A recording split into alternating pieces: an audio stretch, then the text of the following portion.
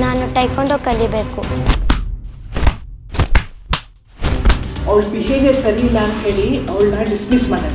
ಆ ಹುಡುಗಿ free seat ತೊಗೊಂಡಿದ್ದಾಳೆ ಅಂತ ಟೇಕನ್ ಫಾರ್ ಗ್ರಾಂಟೆಡ್ ಮಾಡ್ಕೊಂಡಿದ್ದೀರಾ ಅನ್ಸುತ್ತೆ. Government rules and regulation follow ಮಾಡೋದ್ರ ಜೊತೆಗೆ ಈ ಹುಡುಗಿ ಭವಿಷ್ಯನ ನೋಡಬೇಕಲ್ವಾ?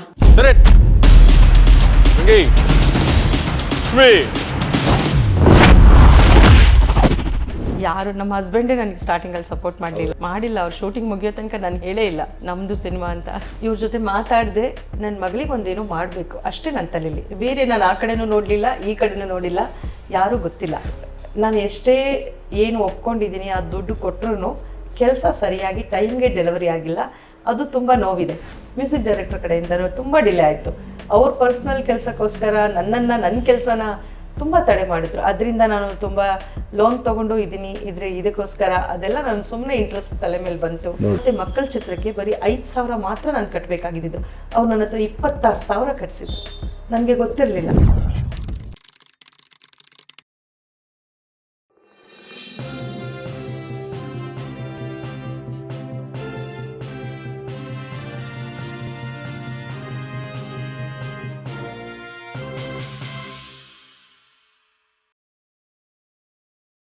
ನಿಮ್ಮ ಮಗಳು ಹೇಗೆ ಮಾಡಿದ್ದಾಳೆ, ಕತೆ ಹೇಗಿದೆ, ಇಡೀ ಚಿತ್ರ ಹೇಗೆ ಅನಿಸ್ತು ನಿಮಗೆ? ಶೂಟ್ ಮಾಡಬೇಕಾದ್ರೆ ಗೊತ್ತಾಗಲ್ಲ ಸರ್, ಯಾಕಂದರೆ ಯಾವ ಸೀನ್ ಯಾವಾಗ ಮಾಡ್ತಾರೆ ಅದು ಅಷ್ಟೊಂದು ನಂಗೆ ಐಡಿಯಾ ಗೊತ್ತಾಗಲಿಲ್ಲ. ಆದರೆ ಎಡಿಟಿಂಗ್ ಆದಮೇಲೆ ಒಂದ್ಸತಿ ನೋಡಿದ್ವಿ, ಆವಾಗ ಇಷ್ಟ ಆಯಿತು. ಮತ್ತು ಸೌಂಡ್ ಎಲ್ಲ ರೆಕಾರ್ಡಿಂಗ್ ಆದಮೇಲಂತೂ ಇನ್ನೂ ಇಷ್ಟ ಆಯಿತು. ಆಲ್ರೆಡಿ ನಾನು 3-4 ಸತಿ ನೋಡಿದ್ದೀನಿ.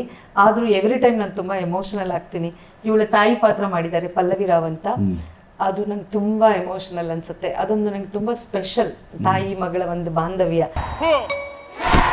ಕಟ್ಮಂಡು ಬೇಡ, ಏನು ಬೇಡ, ಇಲ್ಲಿ ಮನೆ ಬಾಡಿಗೆ ಕಟ್ಟೋದೆ ದೊಡ್ಡದಾಗಿದೆ. ಹಿಂಗೆ ಮಾಡಿದ್ರೆ ಸ್ಕೂಲ್ ಬಿಟ್ಸ್ ಮನೆ ಕೂರಿಸ್ತೀನಿ. ತಾಯಿ ನಾನು ಕಲ್ತಿಲ್ಲ ಅಂದ್ರೆ ನನ್ನ ಮಗಳು ಏನಾದರೂ ಒಂದು ಒಳ್ಳೇದು ಕಲಿಬೇಕು, ಸಾಧನೆ ಮಾಡಬೇಕು ಅಂತ ಪ್ರಪಂಚದಲ್ಲಿರೋ ಎಲ್ಲ ತಾಯಿನೂ ನಾನು ಅದರಲ್ಲೊಬ್ಳು. ಸೊ ನನ್ನ ಪಾತ್ರನ ಆ ಪಾತ್ರದ ಮುಖಾಂತರ ನಾನು ನೋಡಿದಾಗ ನಾನು ತುಂಬ ಎಮೋಷನಲ್ ಆಗ್ತೀನಿ. ಅದು ನಾನು ಕಂಟ್ರೋಲ್ ಮಾಡೋಕ್ಕೆ ಆಗಲ್ಲ. ಅದ್ರ ಬಗ್ಗೆ ಮಾತಾಡಿದ್ರು ನಾನು ಕಂಟ್ರೋಲ್ ಮಾಡೋಕ್ಕಾಗಲ್ಲ. ನಾನು ತುಂಬ ಎಮೋಷನಲ್ ಆಗ್ತೀನಿ. ಆ ಪಾತ್ರ ನನಗೆ ತುಂಬ ಸ್ಪೆಷಲ್. ಯಾಕಂದರೆ ನನ್ನನ್ನು ಅವರು ರೆಪ್ರೆಸೆಂಟ್ ಮಾಡಿದ್ದಾರೆ ಅದರಲ್ಲಿ. ನಾನು ನನ್ನ ಮಗಳಿಗೋಸ್ಕರ, ಅವಳ ಸಾಧನೆಗೋಸ್ಕರ ಏನಾದರೂ ಆಗಲಿ ನಾನು ಸಪೋರ್ಟಿವ್ ಆಗಿರ್ತೀನಿ ಅಂತ ಮಾಡಿದ್ದೀನಿ. ಸೊ ಕೆಲಸ ಮಾಡ್ತಾ ಮಾಡ್ತಾ ಕೆಲವೊಂದು ಅಡೆತಡೆಗಳು ಬಂತು, ತುಂಬ ಅಡೆತಡೆಗಳು ಬಂತು. ಎಡಿಟಿಂಗ್ ಎಲ್ಲ ಮುಗ್ದೋಗಿತ್ತು. ಎಲ್ಲ ಸೆನ್ಸಾರಿಗೆ ಕೊಡೋ ಟೈಮಲ್ಲಿ ಸರ್ ನನಗೆ ಒಂದು ಸಹ ಸಾಂಗ್ ಬೇಡ ಅಂತ ಸ್ವಲ್ಪ ಹೋಲ್ಡ್ ಮಾಡಿದ್ರು. ಬೇಡ, ಈ ಕತೆಗೆ ಸಾಂಗ್ ಬೇಡ. ಆದರೆ ಎಲ್ಲರೂ ಫ್ಯಾಮಿಲಿ ಫ್ರೆಂಡ್ಸು, ಇವಳ ಫ್ರೆಂಡ್ಸು ಎಲ್ಲರೂ ತುಂಬ ಫೋರ್ಸ್ ಮಾಡೋಕ್ಕೆ ಶುರು ಮಾಡಿದರು. ಈವನ್ ಅದರಲ್ಲಿ ಪಾತ್ರಗಳು ಬಂದಂತಹ ಪಾತ್ರಗಳು ಸಹ ಈ ಮೂವಿನಲ್ಲಿ ಅವರು ನನಗೆಲ್ಲ ಅನ್ನೋನ್ ಪರ್ಸನ್ಸ್.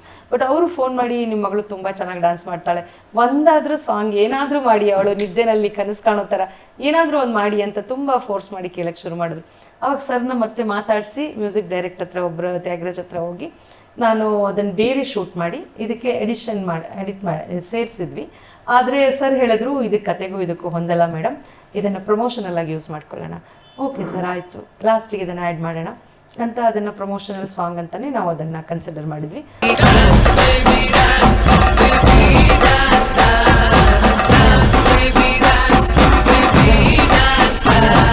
ಅದಾದ್ಮೇಲೂ ಮತ್ತೆ ನನಗೆ ಮನಸ್ಸು ತಡಿಲಿಲ್ಲ. ಮತ್ತೆ ಇಲ್ಲ, ನನ್ನ ಮಗಳಿಗೆ ಇಂಟ್ರಡಕ್ಷನ್ಗೆ ಒಂದು ಸಾಂಗ್ ನಾನು ಮಾಡಲೇಬೇಕು ಅಂತ ಮತ್ತೆ ಮ್ಯೂಸಿಕ್ ಡೈರೆಕ್ಟರ್ ಹತ್ರ ಮಾತಾಡಿ ಟೈಕೊಂಡೋ ಗರ್ಲ್ ಅಂತ ಒಂದು ಸಾಂಗ್ನ ರೆಡಿ ಮಾಡಿ, ಅದು ಇವಳು ಟೂರ್ನಮೆಂಟ್ಗೆ ಹೋಗ್ಬೇಕಾದ್ರೆ ರೆಡಿ ಆಗ್ತಾಳೆ, ಪ್ರಾಕ್ಟೀಸ್ ಮಾಡ್ತಾಳೆ, ಅದಕ್ಕೆ ನಾವು ಇನ್ಸರ್ಟ್ ಮಾಡಿದ್ವಿ. ಆ ಸೀನ್ಗಳಿಗೆ ಅದನ್ನು ಸೆಟ್ ಮಾಡಿದ್ವಿ. ಅದು ತುಂಬಾ ಚೆನ್ನಾಗಿ ಮೂಡಿಬಂದಿದೆ.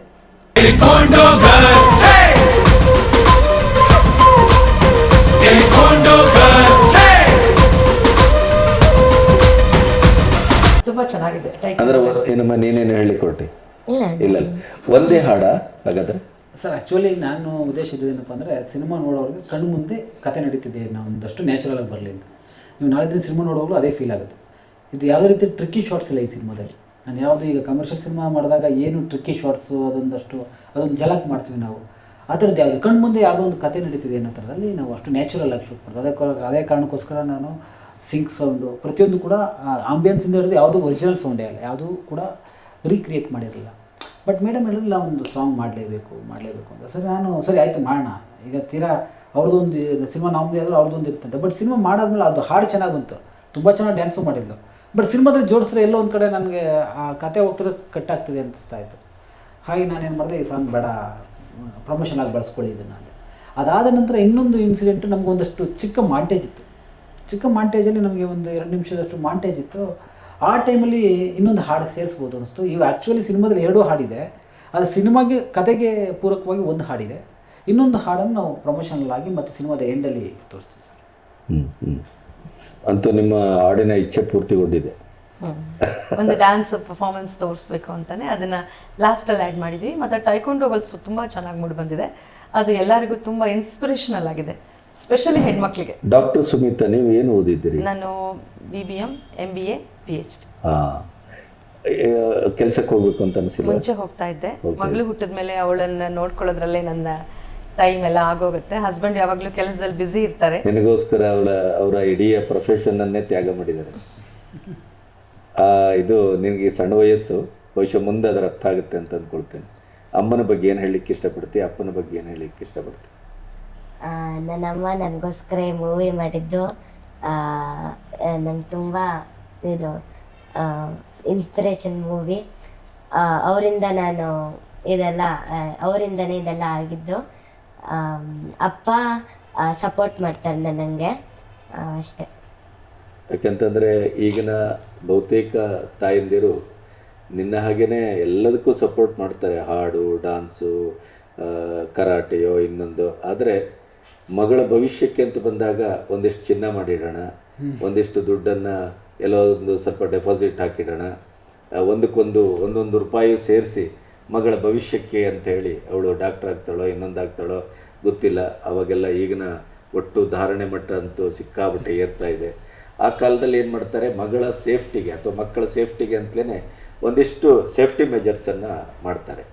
ಆದರೆ ಇದ್ದಬದ್ದ ದುಡ್ಡನ್ನು ಅಥವಾ ಸಾಲ ಮಾಡಿಯೋ ಗೊತ್ತಿಲ್ಲ ನನಗೆ, ಇಷ್ಟು ದೊಡ್ಡ ಪ್ರಮಾಣದ ಹಣವನ್ನು ಮಗಳ ಭವಿಷ್ಯಕ್ಕೆ ಒಂದು ಸಿನಿಮಾ ಮಾಡಿ ನನ್ನ ಮಗಳನ್ನು ಸಮಾಜದ ಎದುರು ಪ್ರತಿಭೆಯನ್ನು ತೋರಿಸ್ಬೇಕು ಅಂತ ಹೊರಟಂಥ ತಂದೆ ತಾಯಿಯನ್ನು ಭಾಳ ಅಪರೂಪ ನಾನು ನೋಡೋದು. ಕೆಲವರು 18 ವರ್ಷ ಆಗಲಿ 21 ವರ್ಷ ಆಗಲಿ ಆ ಎಜುಕೇಷನ್ಗೆ ಅಂತಾರೆ. ಆದರೆ ನಾನು ಅವಳನ್ನ ಇವಾಗಲಿಂದನೇ ಅವಳ ಕಾಲ ಮೇಲೆ ಅವಳು ನಿಂತ್ಕೋಬೇಕು ಅನ್ನೋ, ಇಂಡಿಪೆಂಡೆಂಟ್ ಆಗಬೇಕು ಅನ್ನೋ ಭಾವನೆನ ಅವಳಲ್ಲಿ ಹುಟ್ಟಿಸಿದ್ದೀನಿ. ನಿನ್ನ ಕಾಲ ಮೇಲೆ ನಿಂತ್ಕೋಬೇಕು, ಪ್ರಪಂಚ ಏನು ಅಂತ ನೀನು ಇವಾಗಲಿಂದನೇ ಕಂಡುಬಿಟ್ಟು ನೋಡಬೇಕು, ಜನ ಯಾವ ಥರ ಇರ್ತಾರೆ, ಅವ್ರು ನಮ್ಮನ್ನು ಹೇಗೆ ಟ್ರೀಟ್ ಮಾಡ್ತಾರೆ, ಅದನ್ನೆಲ್ಲ ನಾನು ಇವಾಗಲಿಂದನೇ ಕಲಿಸ್ತೀನಿ. ಅದೇ ತಯಾರಿ ಈ ಸಿನಿಮಾ. ನಿಮ್ಮ ಬಾಲ್ಯ ಹೇಗಿತ್ತು? ನಮ್ಮ ಬಾಲ್ಯ ಈ ಥರ ಇರಲಿಲ್ಲ ಸರ್. ನಾವು ಜಾಯಿಂಟ್ ಫ್ಯಾಮಿಲಿನಲ್ಲಿ ಬೆಳೆದಿದ್ದು. ಚಿಕ್ಕಪ್ಪ, ಚಿಕ್ಕಮ್ಮ, ಚಿಕ್ಕಪ್ಪನ ಮಕ್ಕಳು, ಅಜ್ಜ, ಅಜ್ಜಿ. ತಂದೆ ತಾಯಿ ಏನು ಮಾಡ್ತಾ ಇದ್ರು? ನಮ್ಮದು ದರ್ಜಿಗಳ ಫ್ಯಾಮಿಲಿ. ಸೊ ಬಟ್ಟೆ. ಗೊತ್ತಾಯ್ತು. ಸೊ ಅವಾಗೆಲ್ಲ ನಮಗೆ ತುಂಬ ರೆಸ್ಟ್ರಿಕ್ಷನ್ಸ್ ಇರ್ತಾ ಇತ್ತು. ನಾನು ಗೌರ್ಮೆಂಟ್ ಸ್ಕೂಲಲ್ಲೇ ಓದಿದ್ದು, ನಾನು ಕನ್ನಡ ಮೀಡಿಯಮಲ್ಲೇ ಓದಿದ್ದು. ರೆಸ್ಟ್ರಿಕ್ಷನ್ಸ್ ತುಂಬ. ಬೆಂಗಳೂರಲ್ಲೇ ಇದ್ದೀರಾ? ಇಲ್ಲ, ನಾನು ಶಿವಮೊಗ್ಗ. ನೀವು ಹುಟ್ಟಿ ಬೆಳೆದದ್ದೆಲ್ಲ ಶಿವಮೊಗ್ಗ. ಸೊ ನಮ್ದೆಲ್ಲ ಆ ಥರ ಅವಾಗೆಲ್ಲ. ನಿಮ್ಮ ಮಾತೃಭಾಷೆ ಮರಾಠಿ? ಅಂದ್ರೆ ನಿಮ್ಮ ಪೂರ್ವಜರೆಲ್ಲ ಮರಾಠಿ. ನಮ್ಮ ಫ್ಯಾಮಿಲಿನೇ ಮರಾಠಿ. ಈಗಲೂ ಶಿವಮೊಗ್ಗದಲ್ಲಿ ಎಲ್ಲ ಇದ್ದಾರೆ, ಎಲ್ಲ ಫ್ಯಾಮಿಲಿ ಎಲ್ಲ ಇದೆ. ಆದರೆ ಓದಿದ್ದೆಲ್ಲ ಕನ್ನಡ ಮೀಡಿಯಮೇ. ನಾವು ಮರಾಠಿ ಮಾತಾಡ್ತೀವಿ, ಓದು ಬರೆಯೋಕ್ಕೆ ಬರಲ್ಲ, ಲಿಪಿ ಗೊತ್ತಿಲ್ಲ. ಸೊ ನಾವಿಲ್ಲೇ ಕರ್ನಾಟಕದಲ್ಲೇ ಹುಟ್ಟಿ ಬೆಳೆದವರು. ಸೊ ಕನ್ನಡನೇ. ಇಲ್ಲ, ನೀವು ಕನ್ನಡಿಗರೇ. ಓದು ಬರೆದಿದ್ದು ಎಲ್ಲಾನು ಕನ್ನಡನೇ ಆದಮೇಲೆ ನಮ್ದು ಕನ್ನಡನೇ ಜೀವ. ಅಲ್ಲ, ನಾನು ಯಾಕೆ ಕೇಳಿದೆ ಅಂದರೆ ನಿಮ್ಮ ಮಗಳನ್ನು ಎಷ್ಟು ಜತನದಿಂದ ಬೆಳೆಸ್ತಾ ಇದ್ದೀರಿ. ನಿಮ್ಮ ಬಾಲ್ಯದಲ್ಲಿ ನೀವು ಕಟ್ಟಿದ ಕೆಲವು ಕನಸುಗಳಿದ್ದುವ? ಅದಾಗಿಲ್ಲ. ಏನು ಕನಸು ಕಟ್ಟಿದ್ರಿ ಆಗ ನೀವು? ಈ ಥರದ್ದೆಲ್ಲ ಅವಾಗ ಏನೂ ಇರಲಿಲ್ಲ ಸರ್. ಇವಾಗ ನನ್ನ ಮಗಳು ಏನು ಕಲಿತಾ ಇದ್ದಾಳೆ, ಚೆಸ್ ಕಲಿತಾಳೆ, ಸ್ವಿಮ್ಮಿಂಗ್ ಕಲಿತಾಳೆ, ಅದೆಲ್ಲ ಅವಾಗ ಬಿಡ್ತಾ ಇರಲಿಲ್ಲ. ಇದ್ದಿದ್ದೇ 2, ಸಿಂಗಿಂಗ್ ಹೋಗ್ಬೇಕಿತ್ತು, ಇಲ್ಲ ಅಂದರೆ ಡಾನ್ಸ್, ಭರತನಾಟ್ಯಂ, ಅದೆರಡೇ ಆಪ್ಷನ್ ಇದ್ದಿದ್ದು. ಅದಕ್ಕೆಲ್ಲ ಇರಲಿಲ್ಲ ಅಷ್ಟೊಂದು. ಏನಂದರೆ ಗಣಪತಿ ಕೂರಿಸಿದಾಗ ಒಂದು ಸ್ಕೂಲಲ್ಲಿ ಆ್ಯನ್ಯುವಲ್ ಡೇ ಇದ್ದಾಗ ಡ್ಯಾನ್ಸ್ಗಳು, ಅದೆಲ್ಲ ನಾವು 10th ತನಕ ನಾವು ಸ್ಕೂಲಲ್ಲೆಲ್ಲ ಮಾಡಿದ್ದೀನಿ. ಯಾವುದೇ ಇದ್ರೂ ನಾನು ಹೋಗ್ತಾ ಇದ್ದೆ. ಸ್ಕೂಲ್ ಕಾಂಪಿಟೇಷನ್ಸ್ ಆಗಲಿ, ಸ್ಕೂಲಲ್ಲಿ ಏನೇ ಆ್ಯನ್ಯುವಲ್ ಫಂಕ್ಷನ್ಸ್ಗೆ ಎಲ್ಲ ಕಾಂಪಿಟೇಷನ್ಸ್ನ ನಾನು ಮುಂದೆ ಇದ್ದೆ. ಸೊ ಅವಾಗಿಂದಕ್ಕೂ ಈಗಿನ ಪರಿಸ್ಥಿತಿಗೆ ತುಂಬ ಡಿಫ್ರೆನ್ಸ್ ಇದೆ ಸರ್. ಅವಾಗ ಯಾರು ಸಪೋರ್ಟ್ ಇರ್ತಾನೂ ಇರಲಿಲ್ಲ, ಅವಕಾಶಗಳು ಈ ಥರ ಅವಕಾಶಗಳೆಲ್ಲ ಇರಲಿಲ್ಲ. ನನ್ನ ಮಗಳಿಗೆ ನಾನು ಇಂಟರ್ನ್ಯಾಷನಲ್ ದೇಶ ದಾಟಿ ದೇಶಕ್ಕೆ ನಾನು ಟೂರ್ನಮೆಂಟಿಗೆ ಕರ್ಕೊಂಡು ಹೋಗಿದ್ದೀನಿ. ಅವಾಗೆಲ್ಲ ಸ್ಕೂಲಿಂದ ಒಂದು ಸ್ಕೂಲಿಗೆ ಕಳ್ಸೋದೇ ಕಷ್ಟ ಇತ್ತು. ಅವಾಗೆಲ್ಲ ಏನಕ್ಕಿದೆಲ್ಲ, ಏನಕ್ಕೆ ಮಾಡಬೇಕು, ಒಂದು ನೆನಪು ಶಾಲಾ ಮಟ್ಟದಿಂದ ತಾಲೂಕಾ ಮಟ್ಟ, ತಾಲೂಕಾ ಮಟ್ಟದಿಂದ ಜಿಲ್ಲಾ ಮಟ್ಟ, ಕಷ್ಟ ಇತ್ತು ಸರ್, ಅದೇ ಕಷ್ಟ. ಅದೇ ಕಷ್ಟ ಇತ್ತು. ಜಿಲ್ಲಾದಿಂದ ಇಂದ ರಾಜ್ಯ ಮಟ್ಟಕ್ಕಂತೂ ನೋ. ಯೋಚನೆ ಮಾಡೋದ್ರ ರೀತಿಗಳು ಚೇಂಜ್ ಇತ್ತು. ಇವಾಗ ಆ ಥರ ಇಲ್ಲ. ಫಸ್ಟ್ ಆಫ್ ಆಲ್ ನನ್ನ ಪ್ರಕಾರ ಗಂಡು ಹೆಣ್ಣು ಆ ಭೇದನೇ ಮಾಡಬಾರ್ದು. ದೇವ್ರು ನಮ್ಗೆ ಯಾವ ಮಗು ಕೊಟ್ಟಿದ್ದಾನೆ ಸತ್ಯ ಸತ್ಯ, ಅದು ದೇವ್ರ ವರ. ಅದು ಅದರಲ್ಲೂ ಹೆಣ್ಣು ಮಕ್ಕಳೇ ನಿಜವಾಗಿಯೂ ಅದು ಬಹಳ ದೊಡ್ಡ ನನಗೂ ತುಂಬಾ ಜನ ಬಹಳ ಹೇಳಿದ್ದಾರೆ, ದೊಡ್ಡ ಸಂಪತ್ತು. ನಿಮಗೆ ಗಂಡು ಮಗು ಇಲ್ವಾ ಅಂತ ತುಂಬಾ ಜನ ಒಂಥರ ಮಾತಾಡಿದ್ದಾರೆ. ಅದೆಲ್ಲ ನನ್ಗೆ ಆಗಿದೆ. ಆದ್ರೆ ನಾನು ಆ ಥರ ಯಾವತ್ತೂ ಅನ್ಕೊಂಡೇ ಇಲ್ಲ. ಯಾವುದು ನಮ್ಮ ಪಾಲಿಗೆ ಬರುತ್ತೆ ಅದೇ. ನಾವು ಹೆಣ್ಣನ್ನು ಪೂಜನೀಯ ಅಂತ ಹೇಳ್ತೇವೆ, ಮಾತೃದೇವೋ ಭವ ಅಂತಲೂ ಹೇಳ್ತೇವೆ. ಈ ಭೂಮಿಯನ್ನು ನಾವು ಹೆಣ್ಣಿಗೆ ಹೋಲಿಸ್ತೇವೆ, ತಾಯಿಗೆ ಹೋಲಿಸ್ತೇವೆ. ಆದರೆ ನಮ್ಮ ಬದುಕಲ್ಲಿ ಆ ಮೌಲ್ಯ ಇನ್ನೂ ಪೂರ್ಣ ಪ್ರಮಾಣದಲ್ಲಿ ಬಂದಿಲ್ಲ. ಅದು ದೌರ್ಭಾಗ್ಯ. ಅದು ಆದರೆ ಈಗ ಬಹುತೇಕವಾಗಿ ಆ ಲಿಂಗಭೇದ ಸ್ವಲ್ಪ ಕಡಿಮೆ ಆಗಿದೆ. ಬಹುಶಃ ಹಳ್ಳಿ ಕಡೆ ನಮ್ಮ ಕಾಲದಲ್ಲೆಲ್ಲ ಬ್ರಾಹ್ಮಿನ್ಸ್ ಅಷ್ಟಕ್ಕೆ ಅದೆಲ್ಲ ಸೀಮಿತ ಇತ್ತು. ಓದ್ತಾ ಇದ್ರು, ಕೆಲ್ಸಕ್ಕೆ ಹೋಗ್ತಾ ಇದ್ರು. ಬೇರೆ ಅಷ್ಟೊಂದು ಎಲ್ಲರೂ ಅಷ್ಟೊಂದು ಮನೆಗಳಲ್ಲಿ ಸಪೋರ್ಟ್ ಇರಲಿಲ್ಲ. ಎಜುಕೇಶನ್ ಇನ್ನೂ SLC ಮ್ಯಾಕ್ಸಿಮಮ್ PUC ಅಷ್ಟೊತ್ತಿಗೆ ಮದುವೆ ಆಗೋಗ್ತಾ ಇತ್ತು. ಮದುವೆ ಆಗೋಗ್ತು, ಏನೋ ಹೆಚ್ಚು ಕಮ್ಮಿ ಡಿಗ್ರಿ ಓದಿದ್ರು ಅಷ್ಟರಲ್ಲೇ ಒಂದು ಮದುವೆ ಮಾಡಿ ಕಳಿಸ್ಬಿಡ್ತಾ ಇದ್ರು. ಕೆಲಸದ ಬಗ್ಗೆ ಎಲ್ಲ ಯಾರು ಯೋಚನೆ ಮಾಡೋಷ್ಟು ಇರಲಿಲ್ಲ. 25-30 ವರ್ಷ ಹಿಂದಿನ ಮಾತಿದೆಲ್ಲ.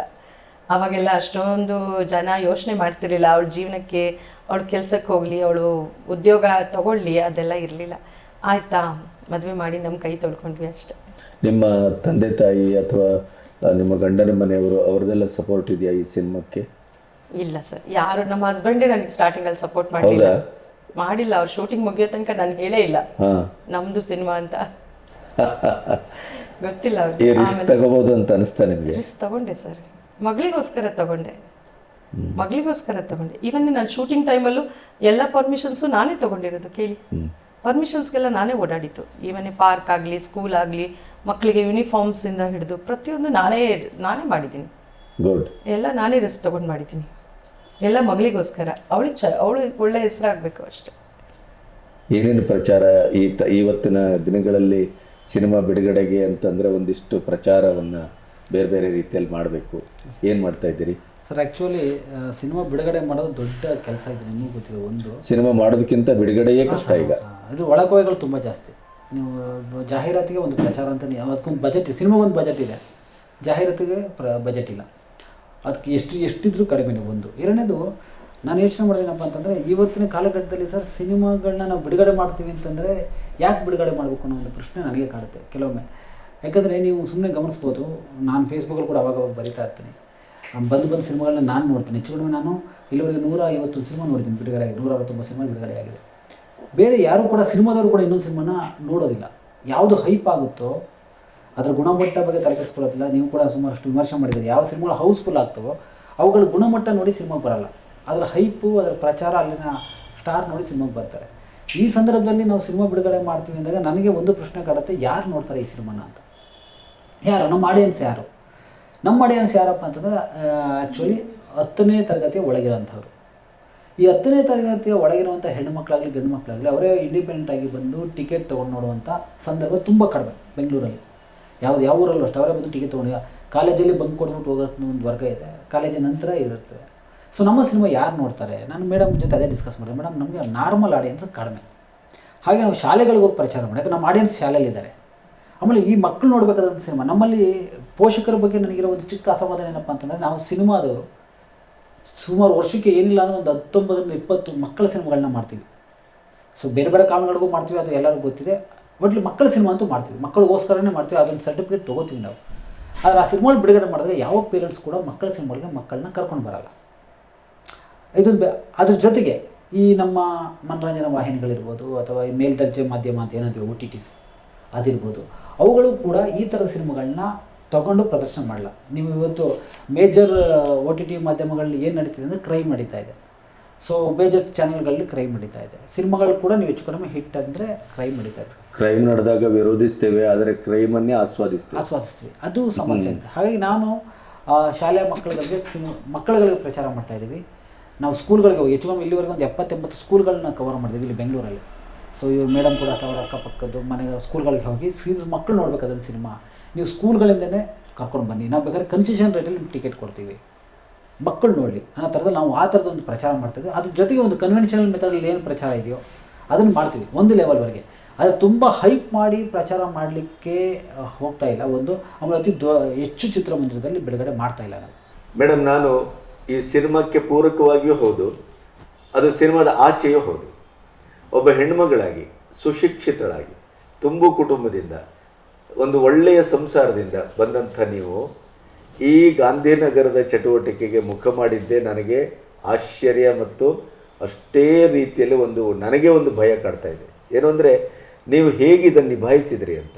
ಈ ಸಿನಿಮಾ ಆರಂಭದಿಂದ ಇವತ್ತಿನ ಬಿಡುಗಡೆವರೆಗೆ ನಿಮಗೆ ಯಾವ್ಯಾವ ರೀತಿಯ ಸುಖ ದುಃಖಗಳಾದವು ಅಂತ ಹೇಳಿ. ಯಾಕೆಂದರೆ ಹೆಣ್ಣುಮಕ್ಕಳು ಸಿನಿಮಾಕ್ಕೆ ಬಂದು ನಿರ್ಮಾಣ ಮಾಡೋದಿದೆಯಲ್ಲ, ಅಷ್ಟು ಸುಲಭ ಕೆಲಸ ಅಲ್ಲ ಅಂತ ನಾನು ಭಾವಿಸಿದೆ. ಯಾಕೆಂದರೆ ಇದು ಗಂಡಸರೇ ಮಾಡಲಿಕ್ಕಾಗದೇ ಮನೆ ಮಠ ಮಾರ್ಕೊಂಡು ಹೊರಟೋಗಿ ಆಗಿದೆ. ಈಗೊಂದು ಭೀಮಾ ಮತ್ತು ಕೃಷ್ಣಂ ಪ್ರಣಯ ಸಖಿ 2 ಸಿನಿಮಾ ಮತ್ತೊಂದು ಭರವಸೆಯನ್ನು ಹುಟ್ಟಿಸಿದೆ. ಬಿಟ್ಟರೆ ಕಳೆದ 10 ತಿಂಗಳು ಏನಾಗಿದೆ ಅನ್ನೋದನ್ನು ನೀವು ಗಮನಿಸಿದ್ದೀರಿ. ಹೇಳಿ, ನಿಮ್ಮ ಸುಖದ ಏನು? ಏನೂ ಗೊತ್ತಿಲ್ಲ, ಸುಮ್ಮನೆ ಒಂದು ಒಳಗಡೆ ಕಾಲಿಟ್ಟು ಬಂದುಬಿಟ್ಟೆ. ಈ ಪ್ರಪಂಚ ಏನು ಅನ್ನೋದೇ ಗೊತ್ತಿಲ್ಲ. ಇವ್ರ ಜೊತೆ ಮಾತಾಡಿದೆ, ನನ್ನ ಮಗಳಿಗೆ ಒಂದೇನೋ ಮಾಡಬೇಕು ಅಷ್ಟೇ ನನ್ನ ತಲೆಯಲ್ಲಿ. ಬೇರೆ ನಾನು ಆ ಕಡೆನೂ ನೋಡಲಿಲ್ಲ, ಈ ಕಡೆನೂ ನೋಡಿಲ್ಲ, ಯಾರೂ ಗೊತ್ತಿಲ್ಲ. ಕೆಲಸ ಸ್ಟಾರ್ಟ್ ಆಯಿತು, ಶೂಟಿಂಗ್ ಆಯಿತು, ಶೂಟಿಂಗ್ ಎಲ್ಲ ಆಯಿತು. ಶೂಟಿಂಗ್ ಅದ್ರ ಪಾಡಿಗೆಲ್ಲ ಮುಗೀತು. ಅದರಲ್ಲಿ ಏನೂ ಇಲ್ಲ, ತೊಂದರೆಗಳು ತಕರಾರು ಏನೂ ಇಲ್ಲ, ಎಲ್ಲ ಚೆನ್ನಾಗಿ ಆಯ್ತಲ್ಲ, ಏನೂ ಇಲ್ಲ. ನಮ್ಮ ಶೂಟಿಂಗ್ ಶೂಟ್ ಮಾಡಿದ್ರು 1 ತಿಂಗಳು ಎಲ್ಲ ಆಯಿತು. ಎಲ್ಲ ಬೆಂಗಳೂರೇ, ರಾಜಾಜಿನಗರ, ಸಹಕಾರ ನಗರ್, ಜಾಲಹಳ್ಳಿ. ನನ್ನ ಮಗಳು ಓದ್ತಾ ಇದ್ದ ಸ್ಕೂಲ್ಗಳು 3 ಬ್ರಾಂಚಸ್ಸಲ್ಲಿ.